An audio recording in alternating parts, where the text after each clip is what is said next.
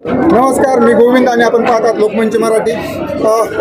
बीड जिल्ह्याच्या अनेक जे काही सर्व लोक आहेत त्यांचं आज अनेक दशकानंतर स्वप्न पूर्ण झालेलं आहे आणि या स्वप्नपूर्तीला जे अनेक दशकं लागले त्याचा आनंद सर्व बीडकरांच्या मनामध्ये आहे।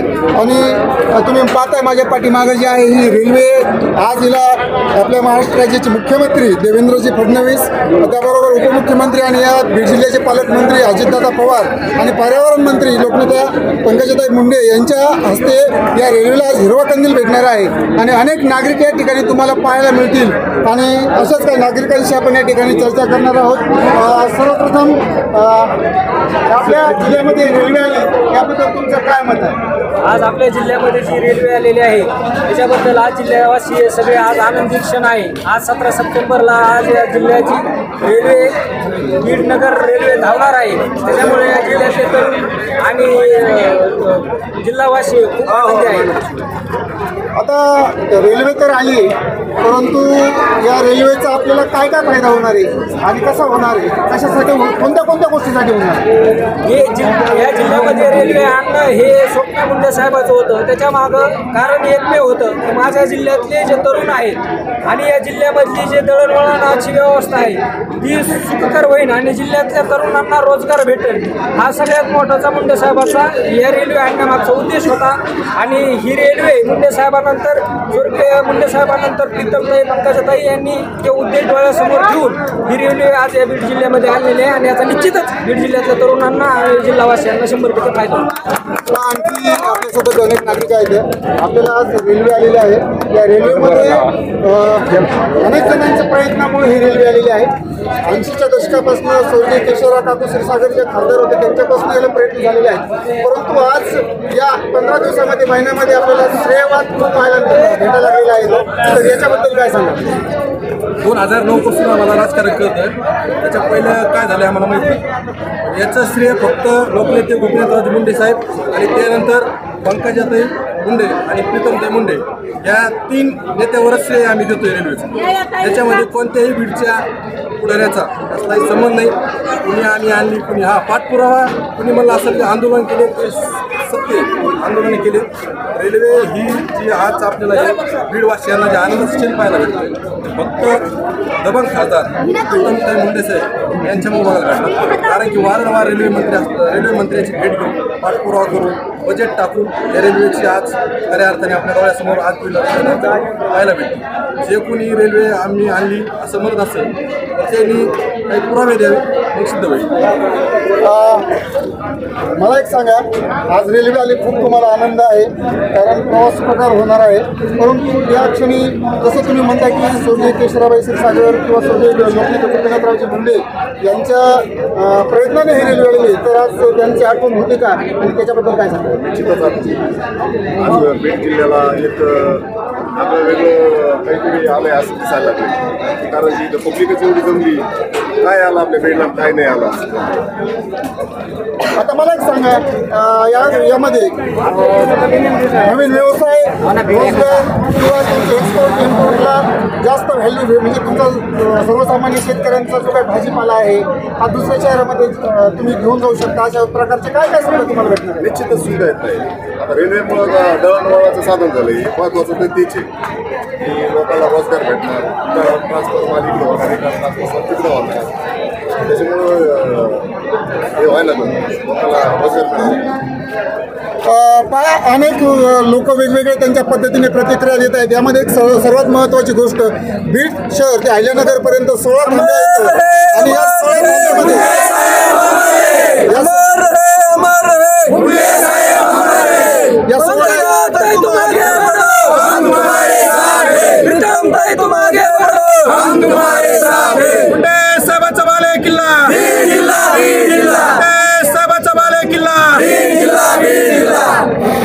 एकूण 16 थांबे आहेत आणि या 16 थांब्याच्या प्रत्येक ठिकाणी नवनवीन व्यवसाय उभा राहतील। त्याचबरोबर सर्वसामान्य शेतकरी जो आहे, जो भाजीपाला पिकवत आहे, तो एक्सपोर्ट करू शकतो, इथनं तो अहिल्यानगरला जाऊ शकतो, पुण्याला जाऊ शकतो आणि हाच आनंद नागरिकांच्या चेहऱ्यावरती आपल्याला या ठिकाणी दिसत आहे। दादा, तुम्ही कुठनं आणि आपल्या जिल्ह्यामध्ये जिल्ह्यामध्ये म्हणण्यापेक्षा बीडला एवढ्या वर्षांनी रेल्वे आली, एवढी प्रतीक्षा करावी लागली, याबद्दल आपलं काय म्हणते? खूप वर्षानंतर हा आनंद उत्सव साजरा होत आहे. त्या दिवसाची वाट प्रत्येक नागरिक वाट पाहत होता आणि आज तो दिवस आले. त्यामुळे सगळ्यांच्याच मनात सर्व बीडकरांच्या मनात उत्साह साजरा होत आहे. सगळ्या दिवसाची प्रतीक्षा आज संपलेली आहे आणि सगळ्याच गोष्टीला सोयीस्कर होणार आहे. येण्या जाण्यासाठी पण तिकीट पण कमी आहे. सगळ्या गोष्टीची सुविधा, व्यवसायासाठी पण माल आयात निर्यातसाठी पण सगळ्या गोष्टीसाठी सोयीस्कर होणार आहे. या दिवसासाठी सगळ्यांची प्रतीक्षा होती ती आज जास्त आहे ती शब्दात सांगू शकत नाही. प्रत्येक जण दादाचा आभारी आहे. सर्व हिरिय राजकारणी ज्यांनी हे दिवसासाठी लढलेले आहेत त्यांच्या मनापासून आभार. दादा मला एक सांगा, आता आपल्याकडे रेल्वे आलेली आहे, या रेल्वेचा फायदा कोणाकोणाला होणार आहे? म्हणजे सर्वसामान्य असतील किंवा व्यावसायिक असतील किंवा गुत्तेदार असतील आणि नोकरदार असतील, कोणाकोणाला फायदा होईल?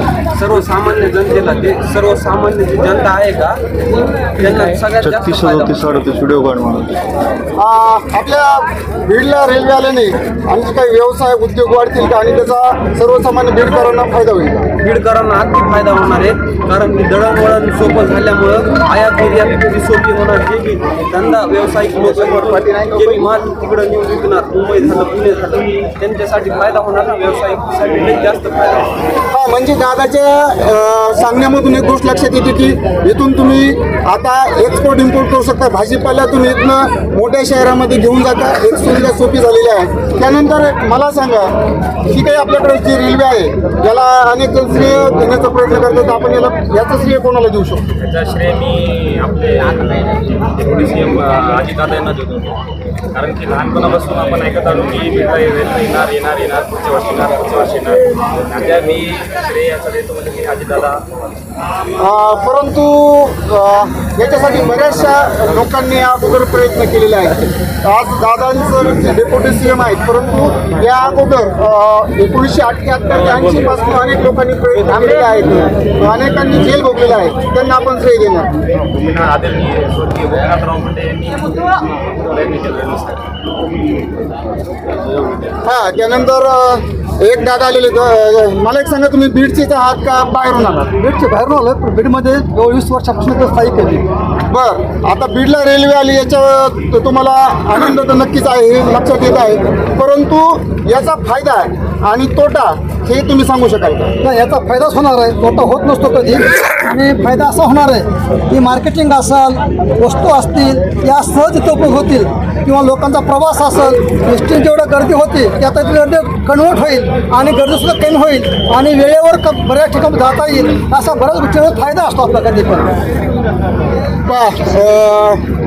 त्यानंतर या ठिकाणी अनेक वर्गातून म्हणजे प्रत्येक सामान्य नागरिक असतील, शिक्षक असतील, नोकरदार असतील, असे अनेक जमलेले आहेत.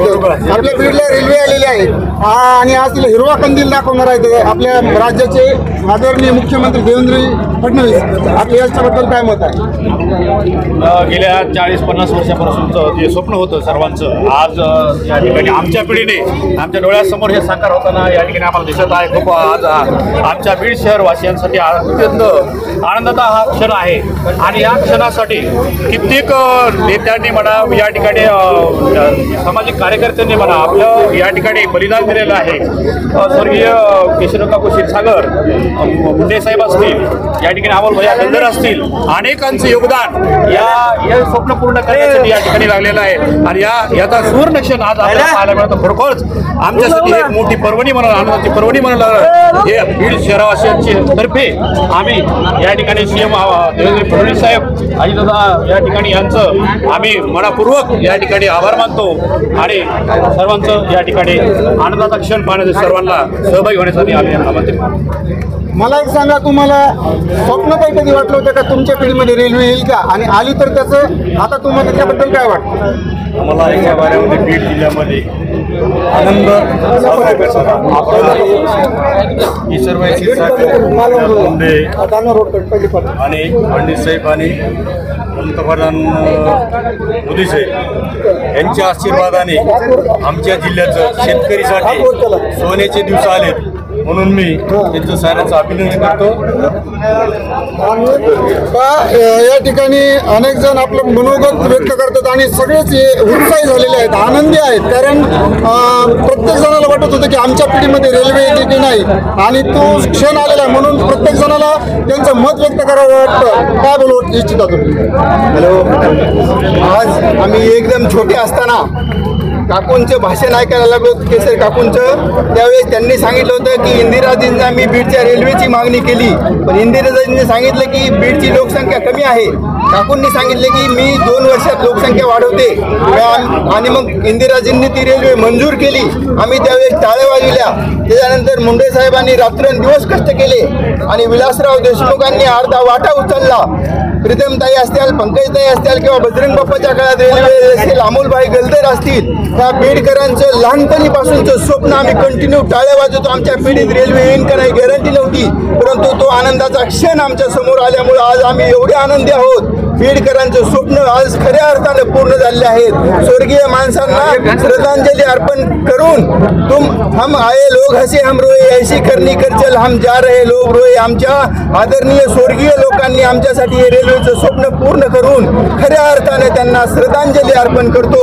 आणि मी रेल्वेबद्दल बीड जिल्ह्याचं जे इतक्या एवढ्या दिवसाचं स्वप्न होतं ते पूर्ण झाल्यामुळं सगळ्यांना शुभेच्छा देतो आणि असंच बीडचं स्वप्न पूर्ण होत राहो अशी ईश्वरचरणी प्रार्थना करतो आणि 2 शब्द संपवतो. निश्चितच या ठिकाणी स्वर्गीय केशर काकू, स्वर्गीय लोकनेते गोपीनाथरावजी मुंडे, स्वर्गीय अमोलभैया गलदर, त्याचबरोबर अनेकांनी जे काही अतोनात प्रयत्न केले आणि मोदी साहेबांनी त्याला एक बळ दिलं आणि आमच्या बीड शहरापर्यंत रेल्वे आली आणि आमची एक सुख सुविधा प्रवास हा सुखकर स्वीकार झाला, असं या सर्व नागरिकांच्या मतामधून आपल्याला पाहण्यास मिळत आहे. धन्यवाद.